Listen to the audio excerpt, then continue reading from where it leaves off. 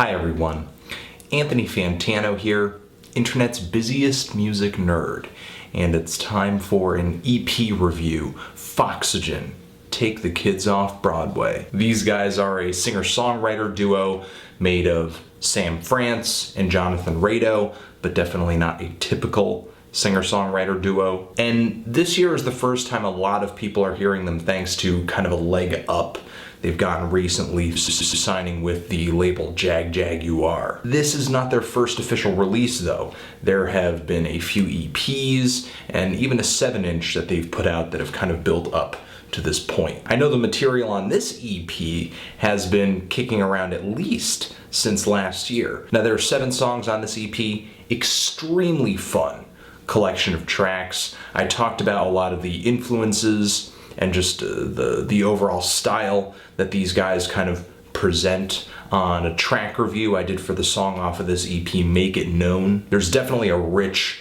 old school rock and roll vibe on this thing. Very strong elements of garage rock, psychedelic rock, baroque pop, blues music as well, just bits of jazz and doo-wop. This thing, simply put, is a musical circus, and it's sewn together and presented in a way that feels really chaotic, but it's really all too detailed to be completely thrown together. So if you do end up listening to this thing, you're definitely going to catch sounds from The Doors, The Rolling Stones, David Bowie, The Kinks, and the Velvet Underground. It's a lot to take in, from the moody organ rock intro on the song Teenage Alien Blues to the really huge climactic and string-kissed ending on the track Waiting for You. There's just so many different bits to this thing. You get that refined, colorful production and arranged instrumentation that you would expect from the Kinks or Bowie,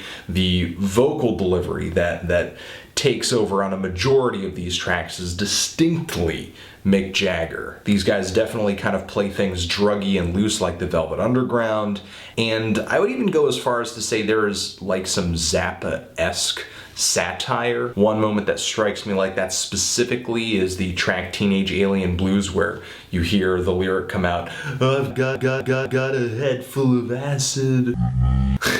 Delivered in such a ridiculous tone. And I feel like some of the background vocals can carry a kind of ridiculous tone too. I feel like these guys are satirizing the era of music that they pull from, but also kind of just giving it a loving embrace too. A lot like Ariel Pink's Haunted Graffiti, these guys definitely mine music from a different era, and then really kind of bring it all together into this Frankenstein monster of sounds and bands and genres that were running parallel to one another, but didn't necessarily crisscross. There are a lot of artists mining out there these days, but what kind of separates these guys, to me, from a lot of them, is just how ambitious and insane some of their song structures are. I can't even really begin to describe how some of these songs are built. Some have very climactic endings, others seem to end in completely different places than when they begin. And along the way, there are all sorts of detours, segues, and build-ups that bring the many parts together. And whether these guys are kind of doing a 4-minute bit, or stringing a song out to 10 minutes, it stays engaging. And another contemporary influence, I'm sure, is Richard Swift, who the last song on here is actually dedicated to him. One of his albums is referenced in the lyrics. He actually mixed a great deal of songs on this EP. And a lot like Ariel Pink, but with a completely different personality, he mines from the past quite a bit too when it comes to making his music. He definitely loves that vintage sound. And I guess the final contemporary influence or just comparison that I would make with these guys is definitely, I gotta say, the Unicorns. gotta say the Unicorns, especially with the second to last track on here, Why Did I Get Married? The vocal just said to me Alden Penner all the way, and just the topic of the song as well kind of felt like something that the Unicorns would write a song about in their heyday. Now, I did already say on this EP the production is kind of vintage, and I mean it.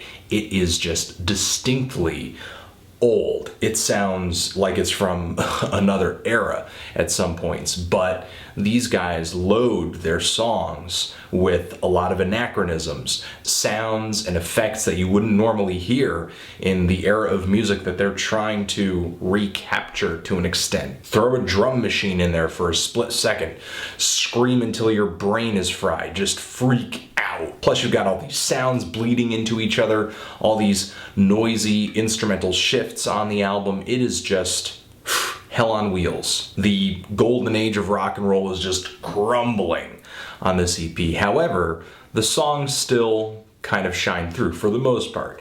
I would say the one downside to this EP, not just that there isn't enough material on here, but the other downside would be that I feel like sometimes the sounds are hidden a little bit by the haze of noisy production, the haze of effects, the haze of just nostalgia, I would say a little bit, though I do think these songs function beyond nostalgia. I'm feeling a decent 8 on this EP. What did you guys think of it if you gave it a listen? Did you love it? Did you hate it? Why? And what should I review next? Anthony Fantano, Foxygen, forever.